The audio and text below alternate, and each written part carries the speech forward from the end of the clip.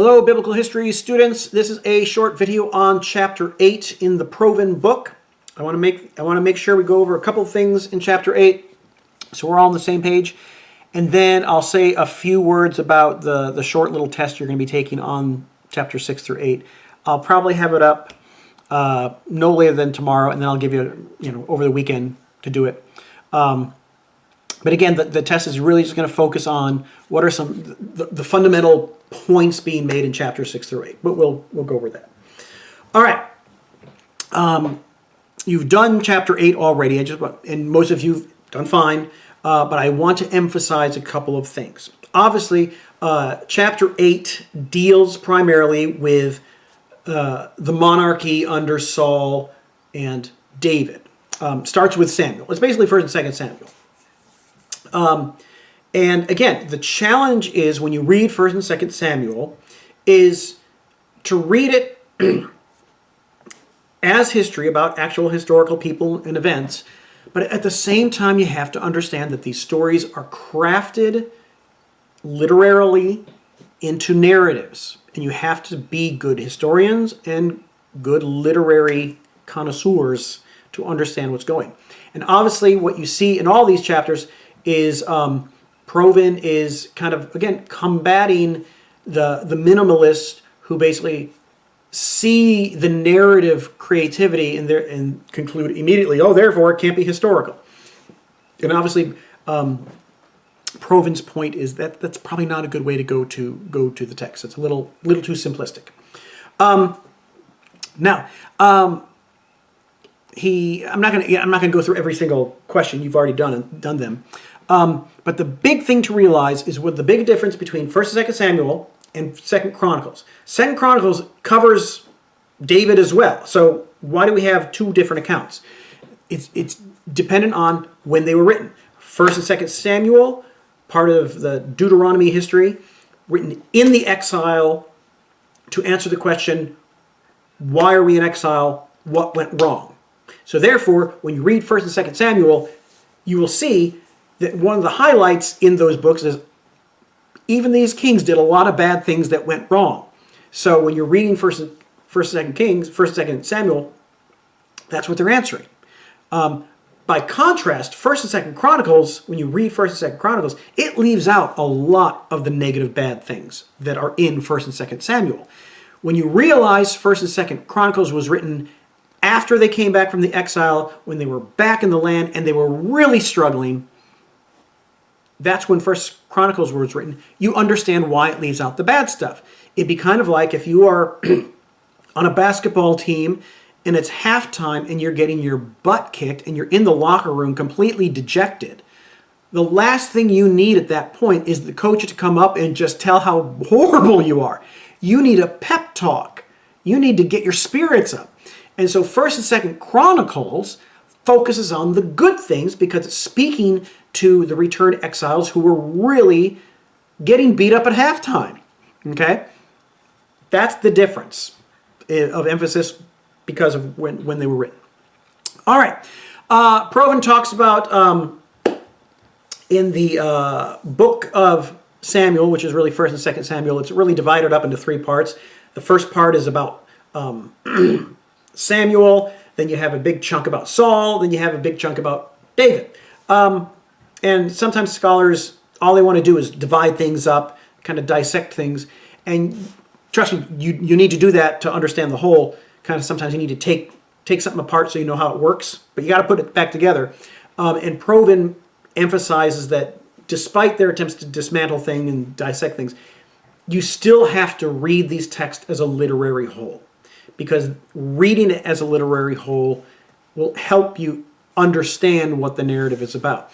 I use the example of if you were reading a Shakespearean play and all you did was dissect it to various verses and passages, but never read the play as a whole, you're never going to know what the play as a whole is about.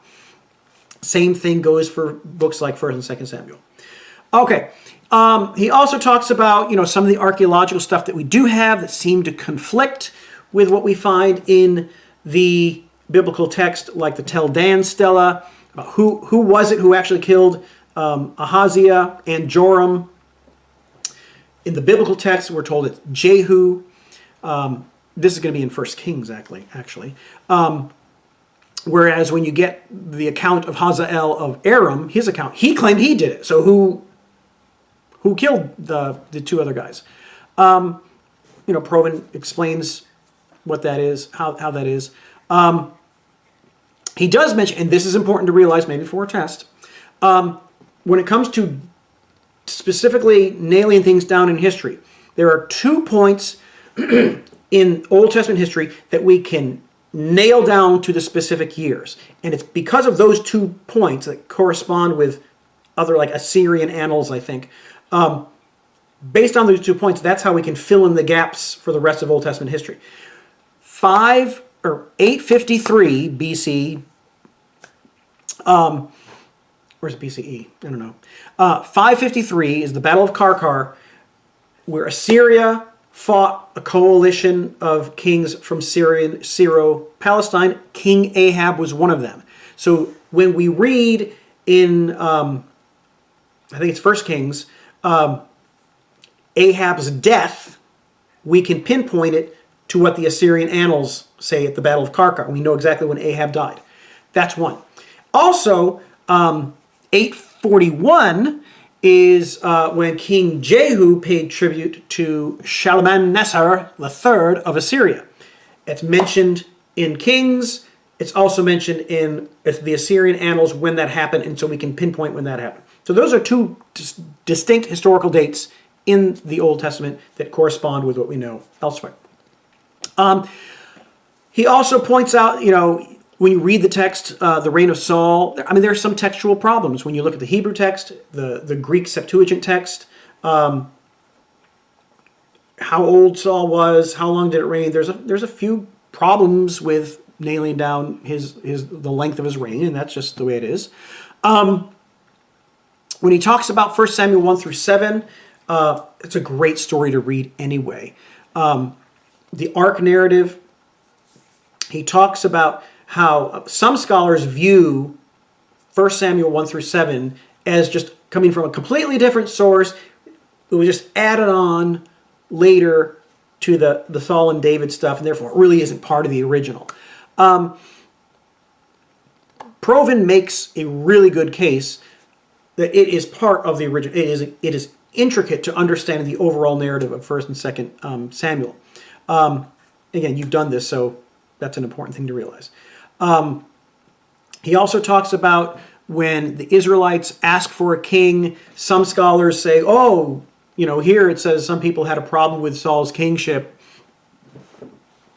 And so, some people seem to want Saul's king, some people didn't want to have Saul's king, so therefore, we can't really trust the text because it's giving conflicting information. And Provin's answer, when you think about it, is pretty self-explanatory. Anytime you have a monumental change in government, the account of that change is bound to have an account of some people wanted it, some people not. And so Provin argues that the very fact that 1 Samuel talks about conflict within Israel over whether or not to have a king, it's like, that makes total sense, which it would. Just what if America decided to go back to a monarchy? and there was a movement to actually do that. Some people might like that, some people wouldn't. That's his point. Now, number 8, I try to understand what he's saying in number 8. He's there when you read 1 Samuel 8 to 14, the story of Saul being anointed until he's introduced to Israel. It's really confusing. But I think if you read it closely and you read my notes that I gave everybody closely, it'll make sense. Basically, that Baruch Halpern shows that there's kind of 3 stages to ascending as king. You're designated, and this would have been when Samuel anoints Saul in chapter 9 and 10, I think. And then once you're anointed, you're not yet king yet, you're just anointed king, then you have to do some kind of demonstration to prove your worthiness.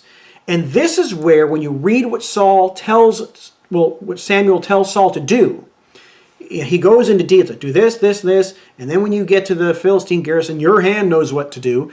The implication is you're supposed to pick a fight with the Philistines and to beat them and show your worth.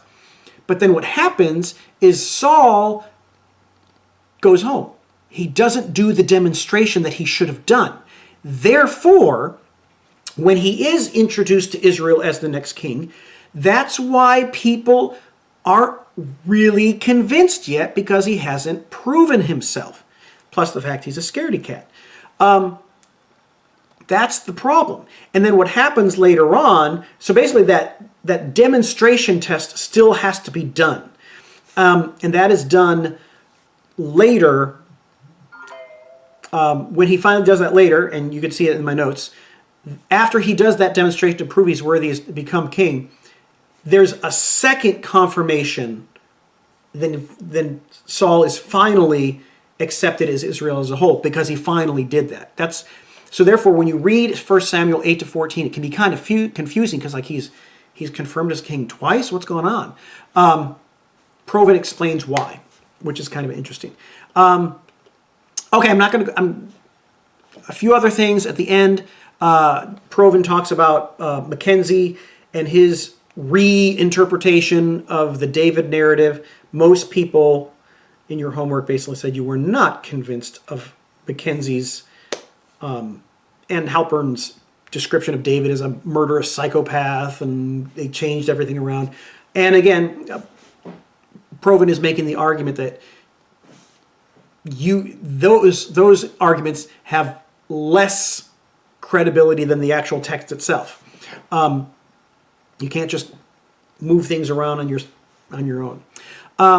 Anyway, one other thing I want to point out in chapter from number 11, the seeming contradiction that when David kills Goliath, Saul asks, "Hey, who's this guy's father?" And it seems like he doesn't know who David is, which is weird, because we were told a couple chapters before that David played the harp for Saul.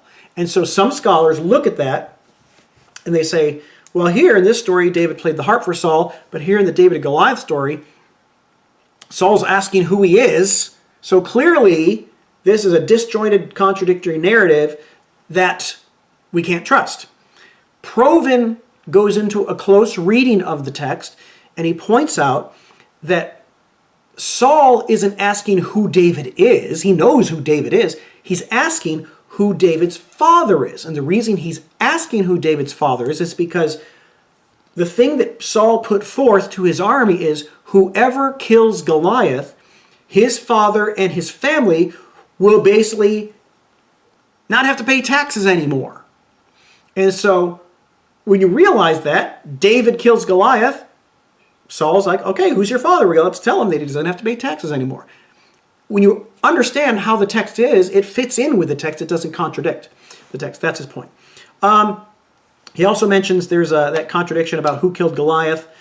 He talks about there's a possible scribal error, which again, we're dealing with ancient text. Occasionally we come up with some scribal errors, but it is what he proposes is, I think, possible.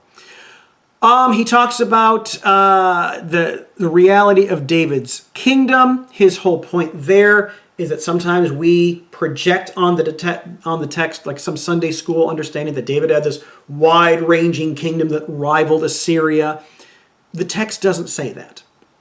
It's pretty clear when you read what the text actually says. It was a very small kingdom that had influence in the region, but it was by no means like Rome or Babylon or Assyria. We just tend to project on the text things we assume, and you can't do that. You have to kind of take your own blinders off and read what the text actually says and wrestle with it that way. All right. Anyway, that's it. What I'm going to do is either today or tomorrow, I'm going to kind of polish up the exam, the test for you, and have you take it over the weekend. If I can, maybe I can throw out a little study guide for you of like the really big parts. But if you've done these chapter 6, 7, 8, the really big important things hopefully are obvious, but I'll help you along with that. So hopefully I'll have it up by tomorrow, and you'll have the weekend to do it. All right.